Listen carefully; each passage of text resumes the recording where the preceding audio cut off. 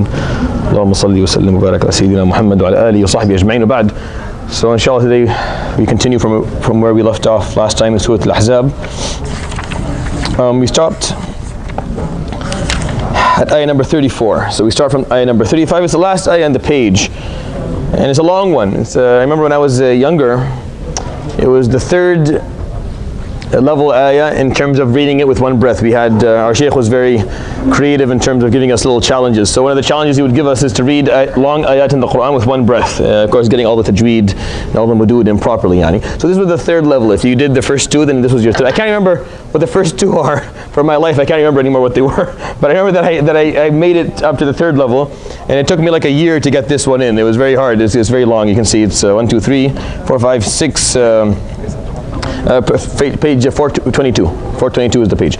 So ayah number 35 is Surat AlAhzab. So it's a bit long, as you can see, and but the reason that it's so long, and the reason that it is the way it is an important story and an important part of understanding Surat AlAhzab. Again, Surat AlAhzab talks about everything that is uncomfortable, that is awkward, and just not the most enjoyable thing to speak about within the deen, and that's the focus of the surah, the theme of the surah, and the cluster of surahs that come after, from Ahzab to Zumar, is submission, ta'ah, obedience to Allah subhanahu wa ta'ala. It looks at the concept of submission and obedience from a number of different aspects, or a number of different angles. Now the first angle, the most difficult angle, which is what Surat AlAhzab talks about, and it's the longest of the surahs, and the first one, it talks about submitting to Allah and obeying Him when the situation is difficult, when you're not comfortable doing it, specifically when you're not comfortable. When, for example, the first story in the surah was the story of Al-Ahzab, the actual battle of the Confederates, when they came and they had to dig the trench. And that was by far the scariest time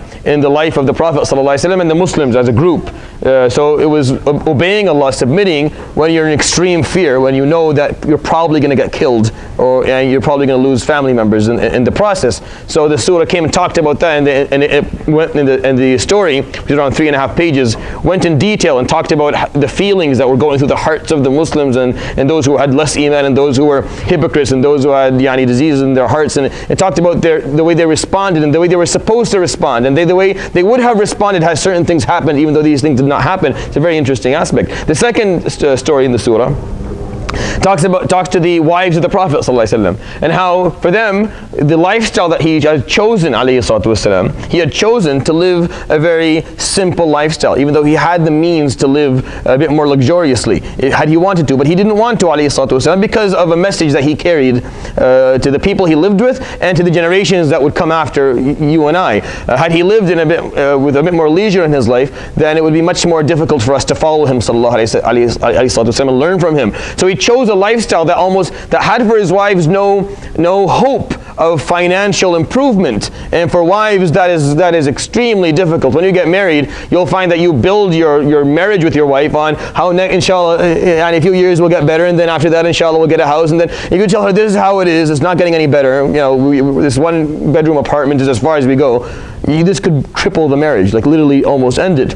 So for some of the wives, they didn't like that, and they came together and they objected to him, sallallahu alaihi wasallam, to the lifestyle, and he got it was a time where he got extremely upset, alayhi sallam. We have nowhere on record that he got as upset as he did during that problem with his wife from a social perspective, and he went and he sat in an attic or in a tree house, something where they used to put canned foods or preservatives that they would eat throughout the winter, and he just stayed there for a number of days, and he wouldn't come out except for prayer and go back and speak to anyone. And the Sahaba and Umar ibn Khattab, in the story I told you, had to go through a few measures to get the Prophet ﷺ to respond to him, to speak to him, because they thought that he had divorced his wives, but he didn't, so he just made an oath that he would not come to their houses for a month, and then he went through with the oath a whole month for 29 nights. He did not go to any of his wives' houses, and then these ayat came to say, Ya Rasulullah, tell them this, tell them if they want dunya, if they want leisure, if they want a better financial lifestyle, then that is fine, we will offer it to them. You can divorce them in a beautiful way, sarahan jamila, meaning you will part ways with no hard feelings, with no disrespect, with no bad words said about them ever, and they can live a good lifestyle, but they can't be with you. But if they want Allah and His Prophet in the hereafter, then they have to stay as is. So they all chose to stay with the Prophet ﷺ with the difficult lifestyle. So this is a very hard story to tell. And then the ayat after that commented on it, talked about the lifestyle of the wives of the Prophet ﷺ, which were difficult.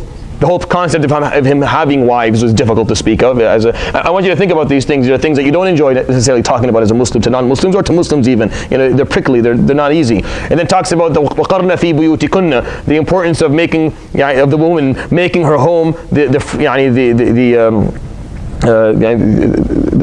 pleasure of her eye, or the warmth of the place that she enjoys being, and that she wants to spend time in building that, and not to do tabarruj, not to display her beauty. These are all issues that even in modern context specifically are hard to speak of. Try to talk about this, and you'll understand what I mean. These are hard to talk about, and yet the Surat AlAhzab kind of talks about it and tackles it head on. Now the ayat we're going to start with today, in my understanding, or the way I look at the surah, is the third chapter of the surah, or the fourth, because the first chapter was an introduction, and we talked about that in depth. And then the second chapter was talking about the battle of the Confederates, and the third chapter was talking to the wives of the Prophet, all prickly and difficult issues to speak of. Here is something also difficult, and it's focused on women in Islam, because there are four stories that brought this ayah to life, or the reason for the revelation of this ayah. Four stories. The first story is that Asma bint Umays radiallahu anha, who was Ja'far ibn Abi Talib's wife, when she came back from Habasha, she asked هل نزل في القرآن شيء هل نزل في النساء شيء من القرآن? Has the Quran addressed women at all?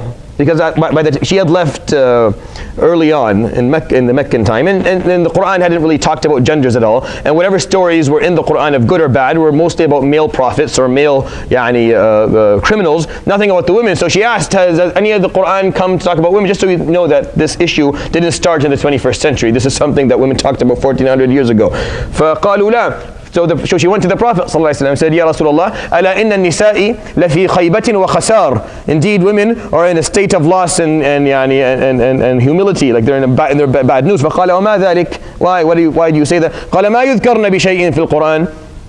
None of the Quran speaks about women.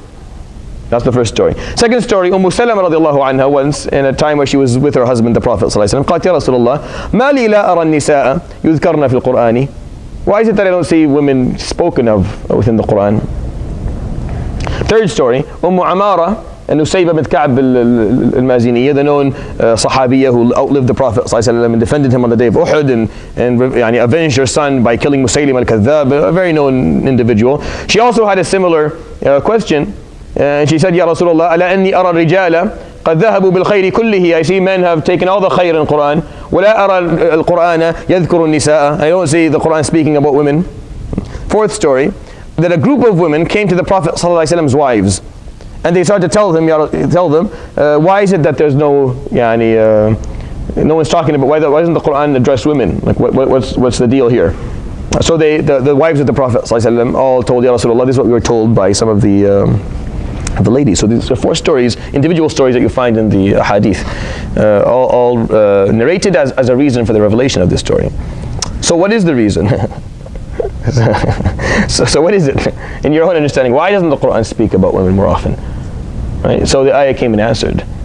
And the ayah is the perfect answer. And the ayah is very specific in the way that it addresses the issue, leaving literally no doubt after you read this ayah of what the stance or what the importance of women is in the Quran. And it's a very simple one. The simplicity of it is as follows. There's no difference. We talked about men more because there were more famous men in history than women. But everything we say about men applies to women. And everything we say to women applies to men. Because remember, and I kind of left this out last time on purpose. It was hard because it's so hard to be. I didn't talk about the issues of tabarruj for men. Remember? I didn't talk about that. I said it's specific for women. But then this ayah came along and said, look, no, they're the same. Whatever we address men, we're addressing women. Whenever we're addressing men, we're addressing women, back and forth interchangeably. Whenever we talk about faridah for men using the male pronoun or the male narrative, we mean women. And if we talk about something, we're using the female pronoun, well, we mean men as well. And this ayah takes it down to the core of that argument by counting every single good deed that you can possibly do and putting it in both plurals. So you're going to find the ayah is as simple as this. Inna, and then the sound masculine plural, the sound feminine plural. And then the sound masculine plural, the sound feminine plural, for like 9 plurals in a row, for 6 lines within one ayah. What's the point of this? I remember when I was a kid, like, why is it saying? It's saying, look, just in case you misunderstood things, just in case you're not clear on exactly who it is that we're talking to here, they're the same. We have no difference. We just, in Arabic, the male plural, the male pronoun is used in case we don't know the gender of who we're talking about. Or if we're generalizing about genders, you're going to use the male pronoun. You'll never use. It's just how Arabic works. You never use. It would be very awkward for you to use the female pronoun for anything if in the group there's just one male. If there's one man and a million women and you use the female pronoun, in Arabic it's a weird thing. When you use the female pronoun, whether in plural or in singularly, it has to be purely women. There can't be men in the group. If there's males, you're going to use the male pronoun. This is how Arabic works. So the question from women was just to make sure, are we included in all of this? Are we included in the responsibility? Are we included in the accountability? Are we included in the reward and punishment? Are we included in this whole narrative? Or are we just bystanders or watchers or helpers? So the ayah came and answered. The Prophet ﷺ, we have all the 4 hadith I told you, ﷺ did not answer once. Understand the idea? Like all 4 narrations that I gave you, not once do we have that the Prophet ﷺ answered them. So he didn't say anything, ﷺ. It's the Quran that answered. The Quran answered with this ayah, and I think, and I know this may sound, but I think this ayah on its own is the 4th chapter of the surah, and then the ayah after that is the 5th. Meaning, when we turn the page now, it's going to be a whole new chapter. And this ayah alone just served for that one prickly issue, that one uncomfortable topic. What about women in the Deen? Not just in Islam, but in every other Abrahamic faith. Are they viewed equally? Do they have equal opportunities and responsibilities and rights and outcomes or not? So we start inshallah with ayah number 35 of Surat AlAhzab, and it's pretty simple, but at the same time it's very deep and beautiful to learn. أعوذ بالله من الشيطان الرجيم. بسم الله الرحمن الرحيم. إن المسلمين والمسلمات والمؤمنين والمؤمنات إن المسلمين والمسلمات والمؤمنين والمؤمنات. So ideally, every time I stopped, I would go back and read the last 2. And that'll take us probably till Fajr to finish this ayah on the rate they're going to read. So I'm just going to do the one after it. But ideally, just out of respect to the Quran and the way it's supposed to be recited, is that I would go back and say, وَالْمُؤْمِنِينَ وَالْمُؤْمِنَاتِ وَالْقَانِتِينَ وَالْقَانِتَاتِ. But I can only do 4 at a time, I think, in order for this not to turn into complete chaos. And then just repeating that would take forever. So I'm just going to continue with the 2 after. But I'm just telling you ideally how the recitation of Quran should be done. We should stop at each 2. So if you stop, no, you don't have to just. I know. Yeah, but if you stop like at the word the mu'minat, then when you continue, you should repeat wal mu'minina wal mu'minat. Yeah. So you should read the last 2 because they're grouped in terms of their meanings. So that's how you're supposed to do it from a tajweed perspective. Wal qanitina wal qanitati was sadiqina was sadiqat. والقانتين والقانتات والصادقين والصادقات والصابرين والصابرات والخاشعين والخاشعات والصابرين والصابرات والخاشعين والخاشعات والمتصدقين والمتصدقات والصائمين والصائمات والمتصدقين والمتصدقات والصائمين والصائمات والحافظين فروجهم والحافظات والحافظين فروجهم والحافظات والذاكرين الله كثيرا والذاكرات والذاكرين الله كثيرا والذاكرات أعد الله لهم مغفرة وأجرا عظيما. أعد الله لهم مغفرة وأجرا عظيما. So as you can see, there's a rhythm to it, and the reason there's a rhythm to it is because it's talking about the masculine plural and the feminine plural, and the masculine plural and the feminine plural. So what categories does this ayah tackle? Everything in the deen. Every obligation that you have within this deen, falling under any category of the faith itself, is being recorded in this ayah. Just so that you understand that we are literally equal in our obligations and responsibilities within the faith. There is not one part of this deen that we don't share the equal responsibility as Muslims. And what needs to be recorded or spoken of here is that the reason that there are different rulings for men and women in the Quran doesn't fall under the reason for it is not because we have different levels of responsibility and accountability and reward and punishment. Not at all. It's because we play different roles on the team that we're serving, basically. You know, imagine this as a team. Of course, what you're looking for in a defender or a defensive player is different than what you're looking for in an offensive player. And whatever sport you want to talk about. I can't talk about basketball because I don't understand it. But in soccer, it'd be very clear. You're looking within the offensive player. He has to be quick. He has to have a really good aim. He has to be accurate. And the defensive player, you need them to be a bit more to the ground. They have to be more stable. They have to be able to kind of foresee a certain movement. It's different roles. You can't say that they don't carry an equal responsibility. If you say that, if you came and said, there's bias against defensive players, what are you talking about? It's just different. Well, because you guys don't talk about how they should score goals. If I were to hold a defensive player to that criteria, none of them would mount up to anything. That's not fair anyway. That's not fair because that's not their role. Doesn't mean that they don't carry an equal responsibility in this big message and in serving the team and making sure that the team is going to be victorious. But they just play different roles. For us as Muslims, men and women, we carry equal responsibility in the faith. We just have different roles to play. It's not the same.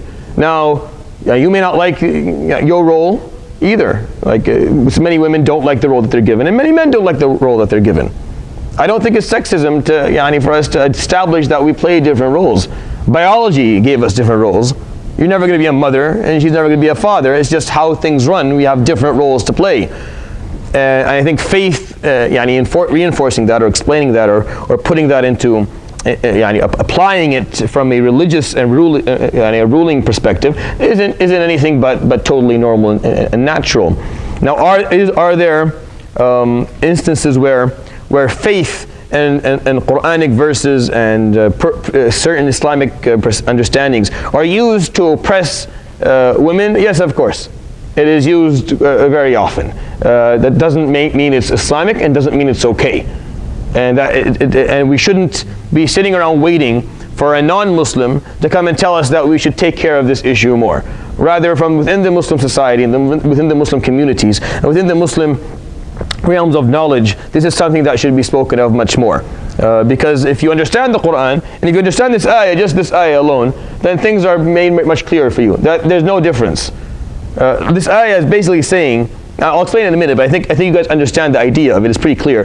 Even if you don't know much Arabic, it's still pretty simple. The idea is, if there was a difference between the Muslimin and the Muslimat, then this is where it would be established. This is where it would come out. Yes, but however, because there are ayat that talk about this. لا يستوي القاعدون من المؤمنين غير أولي الضرر والمجاهدون في سبيل الله. They are not the same. Those who sit back and don't do jihad without any excuse, they're not sick or ill or poor or incapable, and those who actually do it. فضل الله المجاهدين بأموالهم وأنفسهم على القاعدين درجة. Those who go and sacrifice their time and lives and money and effort will be higher than those who don't, and those who choose to sit back and do something else. وَكُلًّا وَعَدَ اللَّهُ الْحُسْنَى. All of them will be properly rewarded by Allah subhanahu wa ta'ala. وَفَضَّلَ اللَّهُ الْمُجَاهِدِينَ عَلَى الْقَاعِدِينَ أَجْرًا عَظِيمًا. However, Allah subhanahu wa ta'ala has preferred those who do jihad over those who don't. All forms of jihad, whether it's personal, whether it's educational, whether it's even combat related if necessary. So there are ayat in the Quran where Allah subhanahu wa ta'ala makes immediately a comparison. And he does that for the same thing in Surat AlAhzab when it talks about those who build the Masjid al-Haram. وَجَعَلْتُمْ سِقَايَةَ الْحَاجِّ وَعِمَارَةَ الْمَسْجِدِ الْحَرَامِ كَمَنْ آمَنَ بِاللَّهِ وَالْيَوْمِ الْآخِرِ وَجَاهَدَ فِي سَبِيلِ اللَّهِ. You're going to treat those who take care of the curtains of the Kaaba and feed the Hujjaj as those who believe in Allah and believe in the day of judgment and do jihad fi sabilillah. They're not the same. لَا يَسْتَوُونَ عِنْدَ اللَّهِ. They're not the same. The Quran has precedents where it talks about groups that aren't equal. Does that make sense? So we have examples in the Quran where he's talking about two things, two groups of people, and they're not the same. And then this ayah comes and says, Inna, indeed, al-Muslimin wal-Muslimat. And this is referring to the acceptance of faith. The first one is just the basic walking into the door, of opening the door and entering into the faith. Now inside, Muslims and Muslimat, male Muslims and female Muslims. In English, there's really no difference because there's no masculine or feminine plural. In Arabic, there is a feminine plural. It's different than a masculine plural. Then after that, وَالْمُؤْمِنِينَ وَالْمُؤْمِنَاتِ. This is talking about the theology regarding the actual set of beliefs. You don't have a different belief set than women do. We share the same belief set. وَالْقَانِتِينَ وَالْقَانِتَاتِ. And this is talking about obedience and following the way of Allah. الْقُنُوتِ is طاعة. It is طاعة that is not forced. So al-qunut is for you, we do it in, we call qunut dua, whenever you do dua in, after a prayer you call it qunut. And it's taken from the fact that you're demonstrating your obedience to Allah subhanahu wa ta'ala. But the meaning of qunut is for you to obey Allah. You're not being forced to do it. You're doing it on your own terms. وَالْقَانِتِينَ وَالْقَانِتَاتِ. So after we talked about entering the deen, we're the same. Theologically, we're the same. Following the ruling of Allah subhanahu wa ta'ala, obeying Allah subhanahu wa ta'ala, is the same. Or maybe it's not. Maybe at the end of the ayah, he's going to say, males are going to get twice as much as females, or maybe he'll take one of these plurals, he'll just call out the males, and he won't call out the females, or just maybe call out the females, because I know that we think that one of them is just for females. We'll come to that in a minute. We think one of these are just totally female. We have nothing to do with that. It's totally equal. We'll come to that in a second. وَالصَّادِقِينَ وَالصَّادِقَاتِ. In terms of our ethics, those who are honest, those who are truthful, when it comes to our basic ethics, we're the same. وَالصَّابِرِينَ وَالصَّابِرَاتِ. When it comes to the way that we live our lives, meaning the values we have to carry within our lives, perseverance. Those who show perseverance, whether male or female, صابرين. وَالْخَاشِعِينَ وَالْخَاشِعَاتِ. When it comes to our relationship with Allah subhanahu wa ta'ala, the personal one inside, do we have a different soul than women do? By the way, when the Quran was revealed, Europe was still debating whether women had souls or not. Look it up if you don't believe me, huh? They were still debating whether a woman actually had a soul inside. Actually, one of the theories that existed, that she had the soul of a devil inside, not a human being. Just so that's on the record. The same people who play the card of feminism in our faces and I don't blame them, because we're not doing our job. We don't even understand our own book. We haven't even read it well enough to know what it is that Allah subhanahu wa ta'ala wants from us, or expects of us, or is looking forward for us to do in the way we're supposed to behave and practice. So I don't understand. But when you look at historically, this ayah was like centuries ahead of what the world was talking about. Centuries ahead of the world that was surrounding them. The same. It counts every aspect of the faith. Go on. So the inner aspect of the faith, the alaqah ma'Allah, your relationship with Allah subhanahu wa ta'ala, your spirituality, khashi'een wal khashi'at, wal mutasaddiqeen wal mutasaddiqat, your financial worship to Allah subhanahu wa ta'ala. Talking about the money, where we think sometimes that women don't qualify or they don't have it. No, al-mutasaddiqeen, those who give charity, men and women, the same. They're both required to do the same thing. So the money is not in the hands of the man only, nor is in the hands of the women only. It's for both, and they're equally required to do sadaqah. Because you may think, well, she just sits there and waits for you to, it's your money, it's not her money, and she gets to just ask politely to use it if she wants to, and if she does, she can't give sadaqah without your permission. And all these Middle Eastern cultural understandings of what marriage is supposed to look like, and the relationship between the man and woman. وَالْمُتَصَدِّقِينَ وَالْمُتَصَدِّقَاتِ. He could have dropped that, by the way. That could have been dropped here. The importance of knowing all these little choices that Allah subhanahu wa ta'ala made. وَالصَّائِمِينَ وَالصَّائِمَاتِ. And when it comes to worship that is physically difficult. What's the most physical worship that we have? Fasting. Everyone dreads fasting. We love Ramadan, but deep inside, we're like, how far away is it? How long is the day? You go Google to see how long. Oh, it's 15 hours. Oh, right? It's less than last year, 16 or 17. Deep inside, we fear what Ramadan, because a 30-day, it's physically difficult. وَالصَّائِمِينَ وَالصَّائِمَاتِ. They're the same. Even though they get a few days off, but in terms of responsibility is the same. وَالصَّائِمِينَ وَالصَّائِمَاتِ. Because you may say to yourself, well, physically we're stronger, so they may not have to. No, they have to. You can't say, well, they don't have to carry the obligation of physically draining acts of worship. No, وَالصَّائِمِينَ وَالصَّائِمَاتِ is the symbolism of that. وَالْحَافِظِينَ فُرُوجَهُمْ وَالْحَافِظَاتِ. And those who maintain their chastity, in so many words. وَالْحَافِظِينَ فُرُوجَهُمْ. Those who maintain their chastity, the issue, the ethics of chastity or abstinence, right? وَالْحَافِظَاتِ. So we think this is usually the woman's thing. Shab ma bihim. Shab ma bi'ibushi. That's a stupid Middle Eastern cultural thing that we say all the time. Shab ma bi'ibushi. It doesn't matter the boy. There's nothing to shame the boy. You can do whatever. Wallahi. What about وَالْحَافِظِينَ فُرُوجَهُمْ وَالْحَافِظَاتِ? What about that? Suddenly you know more than God? Is that how we're going to play this? وَالْحَافِظِينَ. It's not وَالْحَافِظَاتِ. You could have dropped وَالْحَافِظِينَ so we'd learn that it's more specific to women. And I could tell this and they'll see. It's more specific. I can't sit here and tell you, see, it's more important to women. I can't do it. وَالْحَافِظِينَ فُرُوجَهُمْ وَالْحَافِظَاتِ. Both of them who maintain their chastity equally. Do they have same role in how they're going to do it? No. There's a difference of how the role is going to be played here. But they're both responsible for maintaining that role, for making sure that they maintain their chastity, that they protect it. They protect their private parts, and they mean that in a way of chastity. That's what the ayah is saying. We don't cover all our bodies. They cover everything but the hands and face. It's a different role. It's a different role, and thus there'll be different ajr, regardless, which is what the ayah is trying to tell you. Yeah, when she has to cover more than you have to cover, that means she's getting more ajr than you on that field. But then on the other hand, you get to do other things that you get more ajr than her too. So it's balanced out. She does more things that she has to get ajr for, and we do more. But it doesn't mean that we're not held responsible. You're not allowed to walk around naked.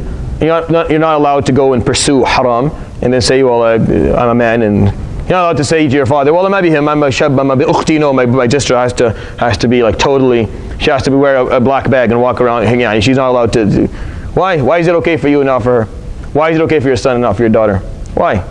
Who taught you these double standards? Where do you get them from? Actually, one of the reasons that the Muslim women are less and less holding on to this to chastity is because we're not emphasizing it amongst our men too. When they feel that they're not being treated fairly, of course they're gonna rebel against that. Of course, when they feel like what her brother doesn't matter, but if she makes like the smallest, then she's gonna be held accountable. The world is gonna come falling down and crashing over her head. Is that Islamic? It's cultural, that's for sure, but is it Islamic? وَالْحَافِظِينَ فُرُوجَهُمْ وَالْحَافِظَاتِ. They're the same. وَالذَّاكِرِينَ اللَّهَ كَثِيرًا وَالذَّاكِرَاتِ. And then to summarize everything at the end, which is, and those who remember Allah subhanahu wa ta'ala a lot. And you can see that as someone sitting down doing tasbih, but الذَّاكِرِينَ Allah, I mean those who continuously remember Allah in their decisions. This is more of a decision-making concept. You see, every time you make a decision, the question that you're asked, do you remember Allah subhanahu wa ta'ala a lot? Or do many of your decisions go without you remembering Allah subhanahu wa ta'ala before them? And then you remember after you've made the mistake, or after you're already done it, and then you're like, oh, I should have, was it halal? And that's the questions we get, of course. After someone's already done something, was that halal? Well, why didn't you ask me before you did it? Now you've done it. Now this is a mess that I don't even. What do I tell you? Now I don't know what to tell you right now. You're already 10 meters deep into this. How are you going to get yourself out? With ذَاكِرِينَ اللَّهَ كَثِيرًا, it's a way of, do you recall Allah subhanahu wa ta'ala always? Every time you make a decision, before you make it, you stop. Is this aligned with Allah subhanahu wa ta'ala's plan for Muslims, or is it not? And with ذَاكِرِينَ اللَّهَ كَثِيرًا وَالذَّاكِرَاتِ. Every aspect of the faith. Right? The general aspects of the faith, the theological ones, the practical ones. When it comes to ethics, when it comes to values, when it comes to acts of worship that are whether they're spiritual or they're financial or they're physically straining, all of them. What at the end? أَعَدَّ اللَّهُ لَهُمْ. Allah subhanahu wa ta'ala has prepared for them with no difference, with no preference of one group over the other, with no discrepancy or differentiation between these two groups of people.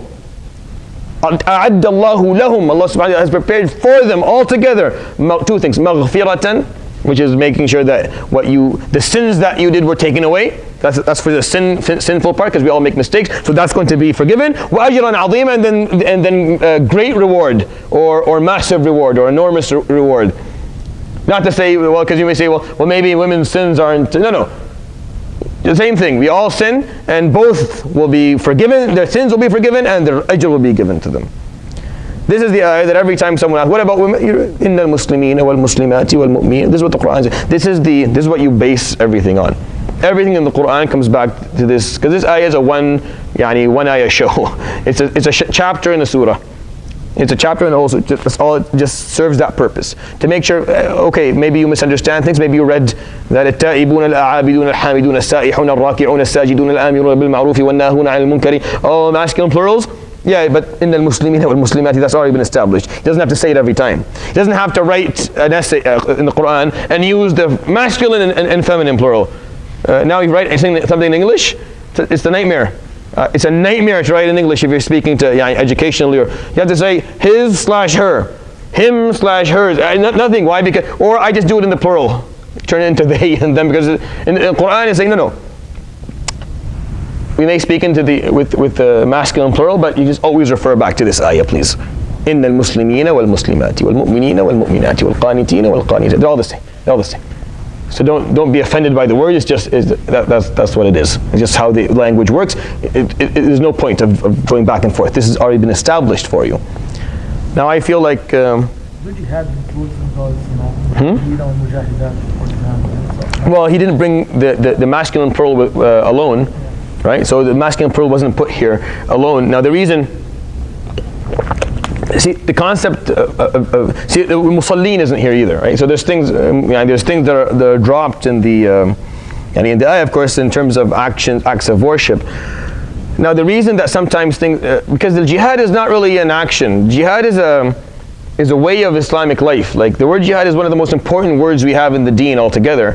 It's been reduced to it's been reduced to a meaning very specific. It's turned into meaning we interchangeably now use it with the word qital, which is a big problem. It's a big crime, to be honest, because in the Quran there is qital. Kutiba alaykum al-qitalu wa huwa kurhun lakum. We prescribed for you fighting, and it's something that you do not like. But no one likes fighting, but sometimes you have to do it. So the word jihad is not really. This doesn't mean to fight. It means to strive. That's the translation. Now you strive against obstacles in life, and that's how you're supposed to go through life, striving. And jihad is the way you strive for the sake of Allah against everything in your way. One of the things that you strive against Allah subhanahu wa ta'ala is sometimes combat. I mean, you have to overcome the fear of dying and the fear of fighting an enemy.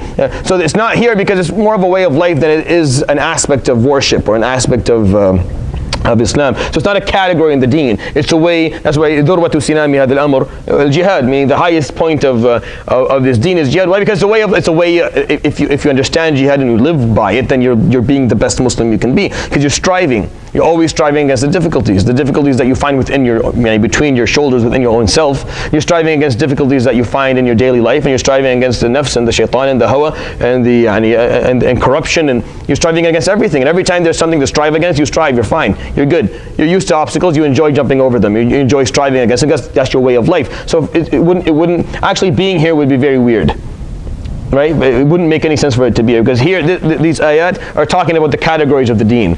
Entrance, theological, practical. It's categorized, compartmentalizing things. If you were to say jihad is kind of outside of the way the ayah is kind of talking about, because all they would have to say is just take everything else and say mujahideen and mujahidat, because that would summarize everything within the faith. But obviously there are different roles. Obviously when it comes to combat and fighting, there are different roles that women can play in harb. You know the funny thing? Not once did the Prophet ﷺ go out on a battle without women. It is not talked about in the seerah. Not once. Every time there was a battle, there were women involved. Actually, in the time of Uhud, the only time that there were very few women in the Battle of Uhud, the Prophet ﷺ's original plan, because he didn't want to leave. If you know the story of Uhud, he didn't want to leave Medina. He wanted to stay in Medina and defend the city. He didn't want to go and fight outside. But the youth said, no, let's go and meet them outside. And when he was asked, why don't you want to go outside, Ya Rasulullah? قال إذا يعيننا النساء من على سقف البيوت. Then women would help us in the battle from the rooftops. meaning the women would be stationed. His plan was he would have women on the roofs with rocks, and they would help the people fight. This is how he viewed things, sallallahu alaihi wasallam. Women would participate. And on the day of Uhud, one of the ladies one of the people who defended him when he only had maybe a handful of people surrounding him towards the end was Amara, the lady who asked the question, for one of the ladies who asked these questions, Nusayba bint Ka'b. She stood there and she was hit so hard with the sword that there was a hole in her shoulder you could fit your fist in. Like it took years to heal and to close up, and she never actually was able to use her left arm properly or fully and functionally ever again. So when you look at these things in the deen, it's not very difficult for you to see the pattern. But yes, there are different roles, and there are, because of those different roles, different rulings. There's nothing to be ashamed of on that. Now I don't enjoy either extremes of how Muslims deal with these things. I don't enjoy those who try and draw Islam as no, there are no differences at all, and they go and they're lying about what they're saying, and they're changing the way the deen sounds, and they're changing rulings, and they're literally misquoting the Quran sometimes in a hadith. Or those who go actually bring their masculine culture into the deen. Those who are brought up in certain parts of the world, they bring masculine culture and defend it. Both extremes are not only harmful for the development of Muslim communities and societies, but they're also wrong, which is the bigger point. They're actually not true, and they're not proper, and this is not how the deen talks about things. And anytime you feel doubt about this, just share this ayah with someone. See, this is what Allah subhanahu wa ta'ala says. Don't be offended by the fact that many of these ayat use the masculine pronouns when it talks about things, or quote Muslim men or Muslim criminals even on the other hand. Just always go back to this ayah. Innal Muslimin, it's just, they're the same, they're equal, there's no difference. Okay. All of these are relating for the akhirah. So, because maghfirah and ajran azim. Yeah. But not in the dunya. There's a difference, in the dunya with regard to the rewards or something like that. Rewards in dunya, what do you mean by rewards? So there's no there's not any difference between those in regard of the akhirah. Okay. But not in the dunya. I don't follow. So what would the difference be?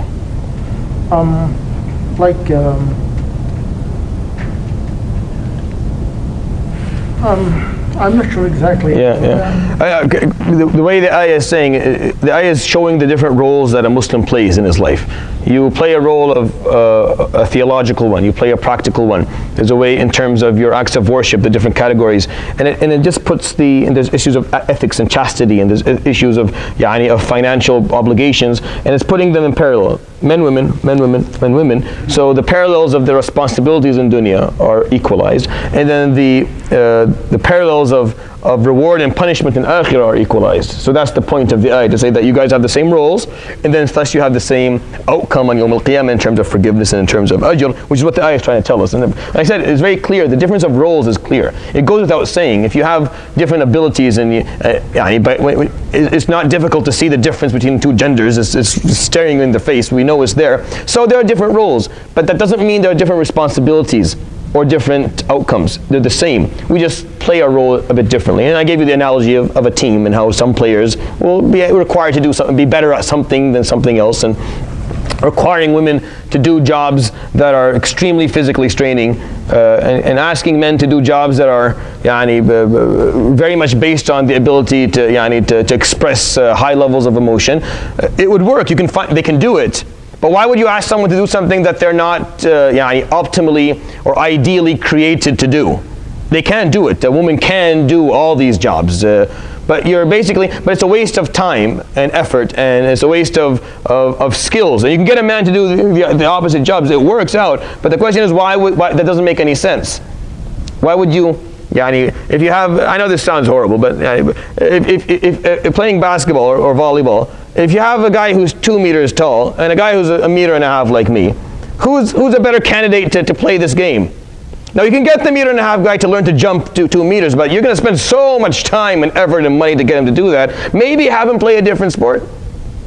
maybe he'll be happier doing that because it'll be less straining for him. The same thing goes, so meaning when you have a predisposition for something, meaning you're just genetically, you're just biologically, physiologically, you're just better at doing something. Why would I try to, human beings adapt amazingly. We can do almost anything you want, but why would you force us into a role that we're less predisposition to do properly, which doesn't make any sense, and it's a waste of a lot of time and effort. Yeah. Sorry, just going back to his question. Yeah. I think what you mean, and we're promised something bil akhirah, but nothing bil dunya for both men and women. And was it left out on purpose, or is it that the reward is only in akhirah for doing all of these actions?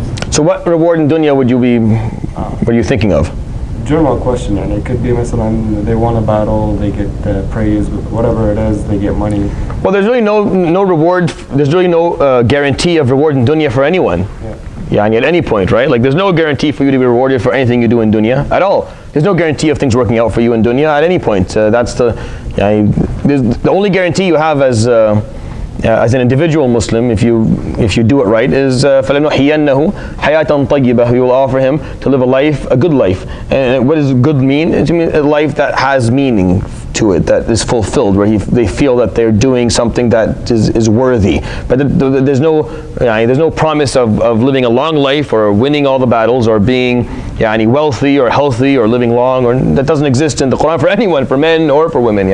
If I follow you correctly in the answer. But the only thing that you're promised is in akhirah. You just do your job to the best of your ability in dunya, and it depends on what curve of history you're sitting on. So if you're on the right curve of history, then you get to enjoy a lot of perks for doing things. And if you're in the wrong curve of history, as many of us are today, then you're going to work and work and work and work and almost see nothing within your lifetime to kind of make you feel good about what you did, because it's just where we are. We're just at that. Hopefully we're at the lowest point. Inshallah there's nothing under this. Inshallah this is the last, and then from this on it goes up. But you may not see the fruits of your effort within dunya, and you could easily be like that. And just look at history. It's full. Just talking, because of the misconception about that men and women are not equal in Islam.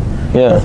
Well, this is the whole point of this ayah, right? Yeah, this ayah shows that they are equals in al-akhirah, because they are not in the dunya. No, the point is. No, if they were only equal in akhirah, then he would just say the first two words.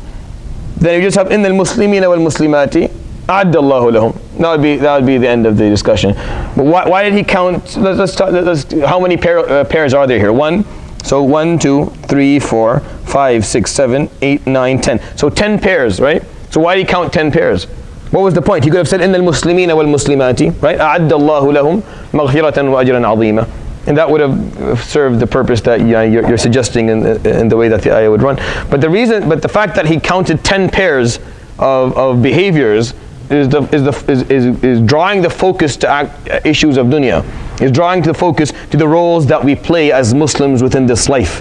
Or else he would just said the first two words, and then the focus would be completely on akhirah. But the fact that he put 10 pairs in parallel, never dropping any of the plurals, never dropping a male plural or a female plural, is to keep the equality going as far as the roles that we play.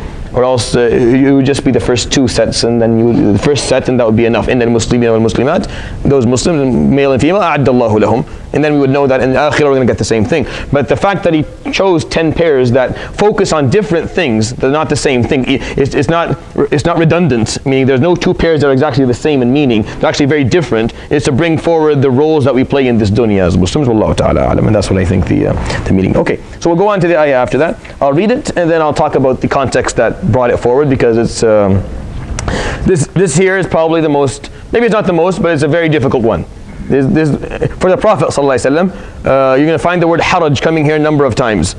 Haraj as in personal difficulty, meaning something that you just can't, you don't want to talk about, you don't want, when there's stuff like that, you just don't want, you're embarrassed or you're ashamed or you're just uncomfortable for this to be brought up at any point, or you put in that situation. And this, you'll find that the usage of this word repeated in these ayat that, to come, because this is one of the most uncomfortable situations the Prophet ﷺ was ever put in. You're like, well, you just talked about his, that was something that he got upset with. No, this is uncomfortable. This is where Ali is uncomfortable with something, and the Quran comes and talks about it. And Isha says, لو كان رسول الله كاتما شيئا من القرآن لكتمها. Meaning, if the Prophet ﷺ was ever to withhold a part of the Quran, not tell the people about, it would be these ayat. If he were ever to hold something back, he would hold back 36, 37, and 38. But he didn't, sallallahu alaihi wasallam. The ayat are recited in the Quran because of how uncomfortable the whole topic was, and because what the ayat actually say within them. And I think this will be a very interesting story to read and learn about. So we start from ayah number 36, inshallah. وما كان لمؤمن ولا مؤمنة إذا قضى الله ورسوله أمرا وما كان لمؤمن ولا مؤمنة إذا قضى الله ورسوله أمرا إذا قضى الله ورسوله أمرا أن يكون لهم الخيرة من أمرهم إذا قضى الله ورسوله أمرا أن يكون لهم الخيرة من أمرهم. So الخيرة, right? الخيرة. It's a very specific word. ومن يعص الله ورسوله فقد ضل ضلالا مبينا. ومن يعص الله ورسوله فقد ضل ضلالا مبينا. Now this, to complement the ayah before and to start something new, this is the 5th chapter of the surah, talking about an incident that it's important for us to learn about, not talked about very often, very important for us to learn about. It begins by saying, وَمَا كَانَ لِمُؤْمِنٍ. It has never been okay, and it's never been acceptable. وَمَا كَانَ is something that is completely not permissible for a mu'min or a mu'mina, to complement the ayah before. I mean, when they're talking about a mu'min, I'm going to continue the idea that we're talking about both here, men and women, specifically, to continue that mentality as we go along. إِذَا قَضَى اللَّهُ وَرَسُولُهُ أَمْرًا. If Allah subhanahu wa ta'ala and His Prophet give a command. قَضَى اللَّهُ أَمْرًا, meaning that Allah subhanahu wa ta'ala has given a command, given a ruling, or pushed forward a predestined or a destined issue. إِذَا قَضَى اللَّهُ وَرَسُولُهُ كَانَ مِنْ قَضَاءِ اللَّهِ. قَضَاءِ اللَّهِ meaning the issues that Allah subhanahu wa ta'ala predestines. So if He puts something as a command or an obligation or a ruling, إِذَا قَضَى اللَّهُ وَرَسُولُهُ أَمْرًا, then no mu'min, no believer, male or female, would have the right, or would it be permissible for them أن يكون لهم الخيرة من أمرهم, for them to have choice within their matter. Meaning, if you are a mu'min, if you're a believer, male or female, if Allah subhanahu wa ta'ala and His Prophet put forward a command or put forward a ruling, then you don't have the option of choosing. Al-khiyarah is a very specific derivative in the Arabic language. There's only maybe another one that's like it, tiyarah. Only 2 words that actually have that way of deriving. And it comes from the word khayar. Khayar means choice. Al-khiyaratu is repeated in the Quran a few other times. In Surat Al-Qasas, it's there again. So they don't have al-khiyaratu min amrihim. They don't have the ability to make choices within their matter once Allah subhanahu wa ta'ala decrees an issue or gives a command. He gives a command. If you're a mu'min, you don't choose. There's no. It's interesting because this comes up a lot in modern context. I get this question almost all the time.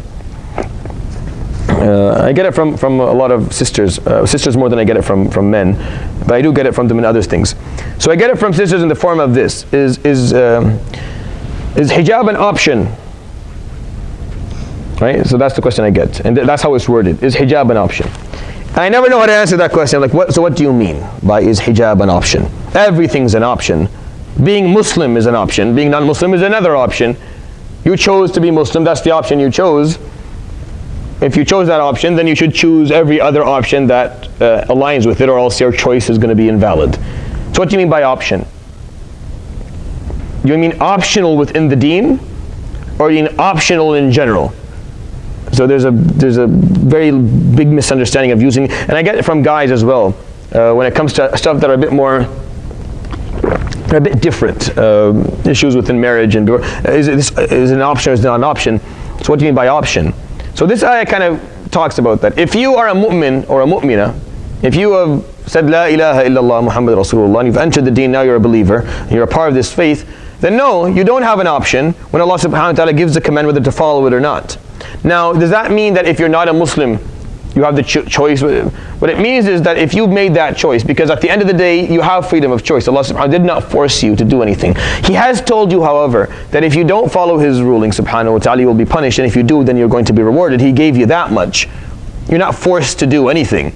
But if you're a true believer, When Allah subhanahu wa ta'ala decrees a command or gives a command and gives an obligation, you don't have the choice to say, I like it or I don't like it, I'll follow it or I won't follow it. It's optional, I'll do it when I'm ready. Inshallah, once I have time, I have to slowly and ease myself into it. All this terminology that is basically just saying that I'm not going to do whatever it is that Allah subhanahu wa ta'ala asks me to do. Right? I don't feel like it, or I'm not ready to do it, or it's not my time. وَمَا كَانَ لِمُؤْمِنٍ وَلَا مُؤْمِنَةٍ. And by the way, we're both equal on that too. As men and women, we're equal in that too. We're equal in the fact that we don't get to choose when Allah subhanahu wa ta'ala gives us a command. If we believe in Him. If you don't believe in Him, you do whatever you want. Go live your life however you want. But if you've chosen to be a believer, and you're in that category of mu'min and mu'minah, then no. You don't get to choose. مَا كَانَ لِمُؤْمِنٍ وَلَا مُؤْمِنَةٍ إِذَا قَضَى اللَّهُ وَرَسُولُهُ أَمْرًا. Allah gave a command, أَن يَكُونَ لَهُمُ الْخِيَرَةُ مِنْ أَمْرِهِمْ. But they go around and they can choose within that matter itself. And say, I like this, or I don't like that. This is an issue within the deen that I find, I think this is, subhanAllah, this is the perfect surah for this to come in, because it's talking about obeying and submitting to Allah in difficult situations. And this ayah sums up the surah. This is, to me, number 36 is the major ayah of the surah, or the punchline ayah in the surah. This is we used to talk about ayat mihwariyah, major ayahs in different. So to me, this is the ayah in the middle of the surah. That sometimes things are hard, sometimes they're very uncomfortable. Sometimes you don't like them. You don't like this ruling. You don't like this obligation. It doesn't make a difference in the importance of you following the ruling itself. It doesn't change the fact that you're obligated to follow this ruling to its fullest extent. That doesn't change. We don't have to like everything He tells us to do, subhanahu wa ta'ala. We still have to do it. You don't have to like it.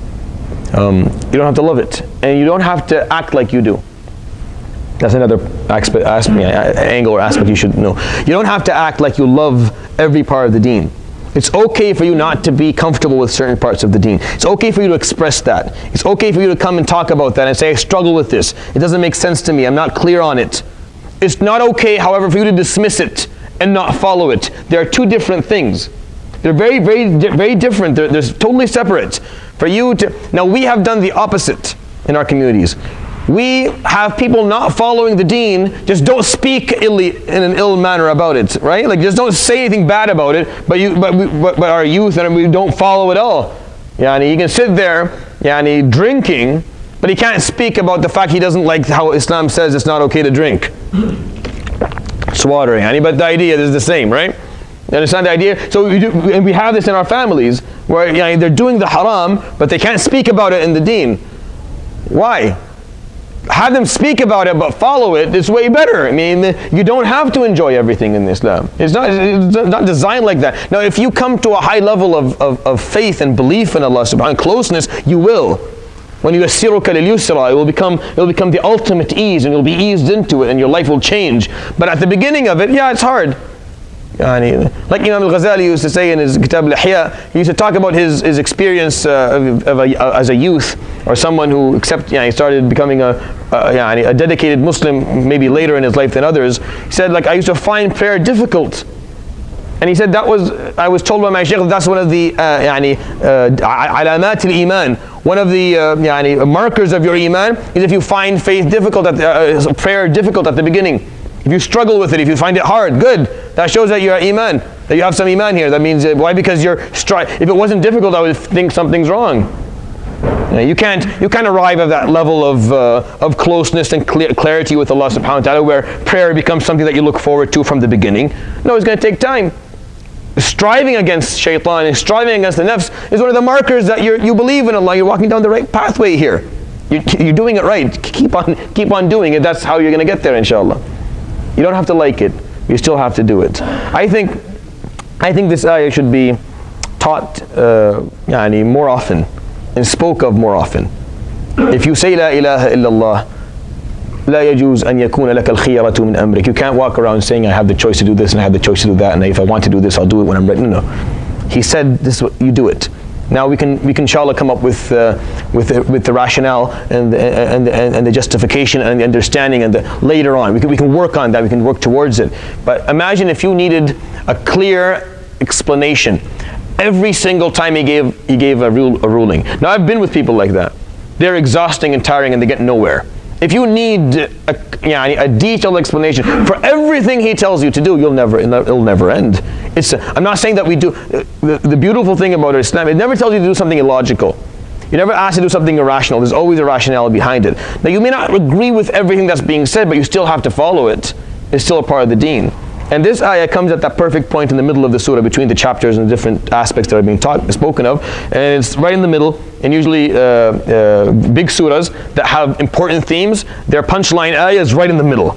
So there's enough build up and enough commentary, and there's enough examples. And this surah is the type of surah that is divided into chapters, meaning each chapter talks about a different aspect. Meaning it's an angle-based surah. Different angles, each angle is bringing up a different idea. But this is the mihwar ayah, the middle ayah, that you can't choose, even when you don't like it, even if you're not comfortable with it.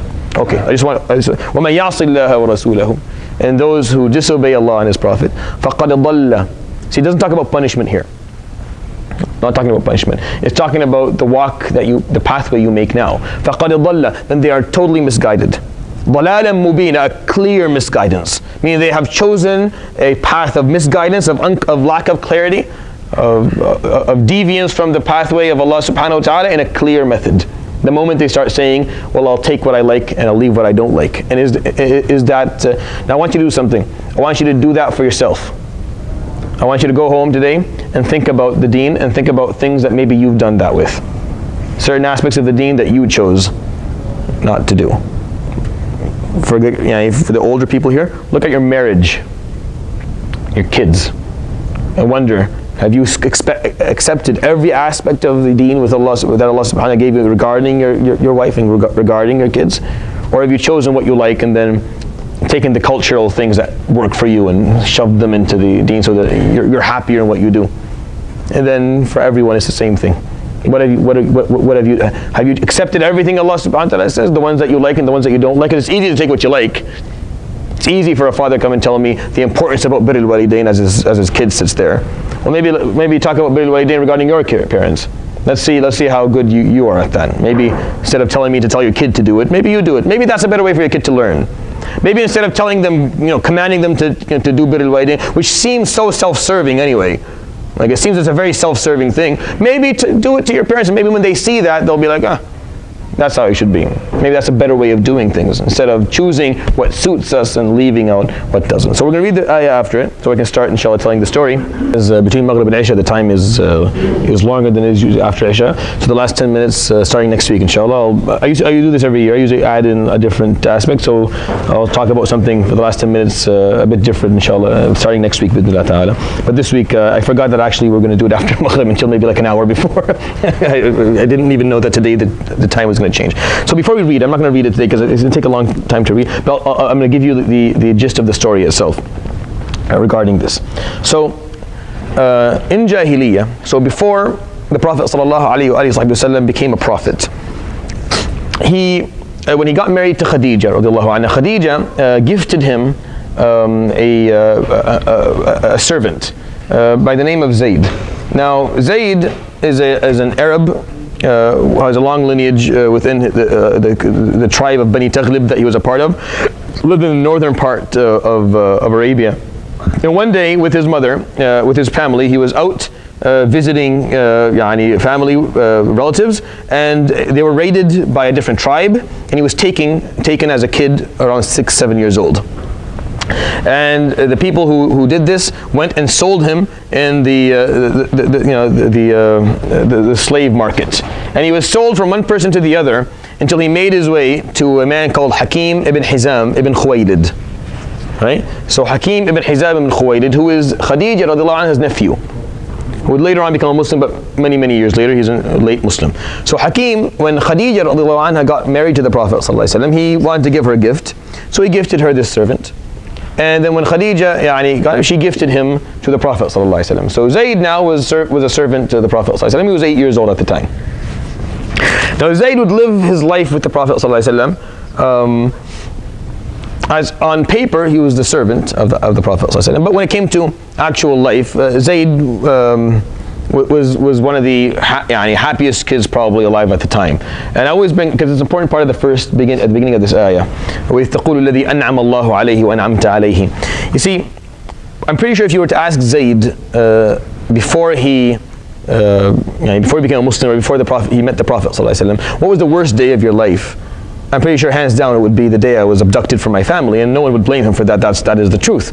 But then maybe a few years into the Prophet ﷺ's prophecy, or let's go farther into Medina, and you would ask Zayd what was the worst day of your life, he would maybe call something else. But if you ask him what the best day of your life was, it would be the day that I met Rasulullah ﷺ, and the reason that I met him was because I was abducted. Had I not been abducted, I would never met him ﷺ. So subhanallah, how sometimes the worst challenge, the worst experience of your life can, if you just wait it out long enough, if you're just patient and perseverant, can turn into the biggest blessing of your life. And for Zayd, he's probably one of the biggest examples we have in the seerah, where and why do I say that? Because later on, a number of years into this, before the Prophet ﷺ even became a prophet, his family finally found out where he was living. And they found out that he was owned by a man called Muhammad ibn Abdullah ibn Abdul Muttalib, one of the grandchildren of Abdul Muttalib, the man who stood in front of Abraha. And Abdul Muttalib was a known chief of Arabs all around Arabia. He was known to be a very generous man, and all his descendants to be similar to him. So they came, Haritha and Ka'b, Zayd's father and his uncle, came to Mecca, and they searched out the Prophet ﷺ. This is before he became a prophet. And they said, we would like to buy it, and we brought a lot of money, and they were very respectful and they were basically begging the Prophet, please don't say no, because he could easily say, he's my slave, I don't want to sell him. Like, no one can force him. And they're like, we'll give you all this money, we're going to give you like 10 times his worth in terms of what you would actually get for him. فَقَالَ صلى الله عليه وسلم, he told them, how about I give you a better option? So they said, what could be better than us buying our son out? He said, I'll bring him here, and if he chooses to leave with you, then he leaves free of cost. I don't want anything from you. But if he chooses to stay with me, I won't force him to leave. Is that fair? If he says he wants to stay, I won't force him to go and live with you. At the time, Zayd was much older, and he was 13 or 14 years old. At that time, of course, 13 and 14 is not a kid anymore. I know you think it's a kid, it's not a kid. And my grandfather got married, he was 13 years old, so get yourself ready, Ali. It's a few years, and inshallah. It was a different climate, a different time, and a different velocity of development. So he was called in, he saw his father, of course, and his uncle. I hadn't seen them for years. It was a very tearful reunion. And then the Prophet ﷺ still asks him, do you know these two? فقال نعم أبي وعمي, this is my father and this is my uncle, because he wasn't going to give him away to someone who he was claiming to be their father. فقال فإني أخيرك يا زيد أن تذهب معهم أو أن تبقى معي. I give you the choice to leave with your father or to stay with me. فقال والله لا أختار عليك أحدا. والله يا رسول, I would never choose anyone over you, يا رسول. He didn't. The narration says فما تردد لحظة. He didn't hesitate for a moment. He didn't think it over. Didn't look at his dad and ask him. I would not leave you, Ya Rasulullah. And of course, his dad loses his mind. You'd rather be a servant. على أن تذهب مع أبيك وعمك إلى أمك, instead of going with your uncle and your father to your mother to live. فقال لقد رأيت منه خيرا ما رأيته من أحد قط. I've seen goodness from this man that I've never seen anywhere else. I would never leave him. قال فبقي حارثة يكلم رسول الله. Haritha spent the next day speaking to the Prophet ﷺ. This is all before his prophecy عليه الصلاة والسلام. It's all before he became Rasulullah. قال حتى اطمأنك حارثة, until Haritha felt totally فذهب سعيدا, he left happy. Like he's happy who he left him with, and he would come back and visit. And on that day, the Prophet ﷺ, this is before Islam, he takes the hand of Zayd and he goes and he stands in front of the Kaaba. ويقول ألا أشهد يا معشر قريش أن زيدا اليوم اسمه زيد بن محمد يرثني وأرثه. I want you all to be witness that from now on his name is Zayd ibn Muhammad, because at that point, if you remember, going back to the beginning of the surah that وَمَا جَعَلَ أَدْعِيَاءَكُمْ أَبْنَاءَكُم. It's like the surah gave an introduction for a couple of topics that were going to come later on, so you're ready to hear what the surah is going to talk about. That we never made the adopted children you take care of to be your biological children. We never made them to be that, and we never claimed that was okay, just so that you know. So he in his Jahili that was fine. So his name is Zayd ibn Muhammad. He's my son from that now. From now on, when I die, he inherits me, and if he dies, I inherit him. Meaning we're one now. And he loved him so much, and that the Prophet ﷺ got him married. And who did he get married to at the time? He got married to Zainab bint Jahsh al-Asadiyya min yani Hulafa Bani Abdi Shams. So he married him off to the Prophet ﷺ's cousin. His cousin from his aunt Umayma bint Abd al-Muttalib. She was married to a man called Jahsh. I know the name is, but that's how they used to call names, regardless. So he had a number of children. One of them was Abdullah, who was a known figure in the Battle of Uhud, one of the great martyrs of the day of Uhud. And Zainab, her name was Barra at the time. The Prophet ﷺ later on changed her name to Zainab. We'll talk about that in a different session, inshallah. And he married them together, alayhi salatu wasalam. And they stayed married until basically the time of the revelation of this surah, which is the 5th or 6th year of his hijrah, alayhi salatu wasalam, just a few years before he passed away. So a very long time. Now, the problem with their marriage was a few things. One of them was that when Islam came and called on وَمَا جَعَلَ أَدْعِيَاءَكُمْ أَبْنَاءَكُمْ, that your adopted kids aren't your own, they have to be called أُدْعُوهُمْ لِآبَائِهِمْ. Remember that ayah at the beginning of the surah? Call them by the names of their fathers. So now Zayd was no longer Zayd ibn Muhammad, he was Zayd ibn Haritha. For Arabs that meant a lot. I know it sounds awkward, but that's how Arabs functioned. Zainab was married to Zayd ibn Muhammad, and she was okay with that because Muhammad is ibn Abdullah ibn Abdul Muttalib. That's a very honorable lineage that she's happy to be. But now Zayd is no longer Zayd ibn Muhammad. Now he's Zayd ibn Haritha. Right? Ibn Bani Taghlib, a whole different. She's not happy anymore. She doesn't like that anymore. She's quiet about it, but that's the problem in her heart. She's not happy. That's one thing. Another thing, Zayd was always never managed to make a lot of money in his life. He lived like his role model, the Prophet. So he lived with little provision. And Zainab came from a very, very rich family. A very rich family. Number 2. Number 3, Zainab didn't have kids. She's a aqil, she couldn't have kids. And Zayd always wanted to have kids. And every time Zayd would complain about it, just like any two couples. This is an important story in the seerah. I told you guys that this surah is going to contain stories that will make you uncomfortable listening to them. And will point out certain mistakes that the Sahaba made. I told you at the beginning. And that one of our problems in the deen is that we don't know how to deal with that. No, don't talk about the story because we may call it a flaw of one of the Sahaba, but that's okay. They're still the Sahaba. They're still the best people to live, and we learn from their mistakes, and they are radiyallahu anhum wa radu anhu. They already made it to Jannah. You and I try to make it. Meaning when we talk about their mistakes, we're not bringing down their status. However, we're learning for ourselves to be better people. That's all. But Zayd would talk to her sometimes, as a man and as a married couple would, and he would bring up the fact that he's not happy that he can't have kids, and then Zaynab would feel vulnerable when he said that, and she would tell him that you don't come from a family that's even, you used to be a slave and you're not, like she would say something, and this would cause them to be very, to fight quite often, and that kept on increasing, especially during Zayd, at the time, back in the day, having children was a big deal. Having kids, having those to carry your name, and I think one of the most important parts of us understanding the prophecy of Rasulullah ﷺ is he didn't have male kids. Allah subhanahu did not leave him with male descendants. It's a big deal. From an Arabic perspective, in the 7th century, that is one of the biggest problems you could have, because the strength of a tribe, the strength of a group, was based on the number of men who could carry swords. And yet, alayhi salatu wasalam only left 4 daughters, right? Alayhi salatu wasalam, which also brings like something to think about in terms of his legacy. Alayhi salatu wasalam. But Zayd, that was his problem with Zaynab. And Zaynab had a problem with Zayd, a couple of things that made their marriage less stable. They weren't as happy. And what we know about Zayd ibn Haritha during his life is that he is someone who struggled with stability in his own marriage, radiallahu anhu. I mean, he had problems in his marriage, that he divorced a number of times, radiallahu anhu, in his life, and he struggled. He married Kulthum bint Uqba ibn Mu'ayz, one of the first muhajirat, and that okay, so we'll end inshallah with that, and we'll continue next time. Jazakumullah khair, subhanakallah bihamdik, ashhadu an la ilaha illa anta astaghfiruka wa atubu ilaik. I thought we had 5 minutes.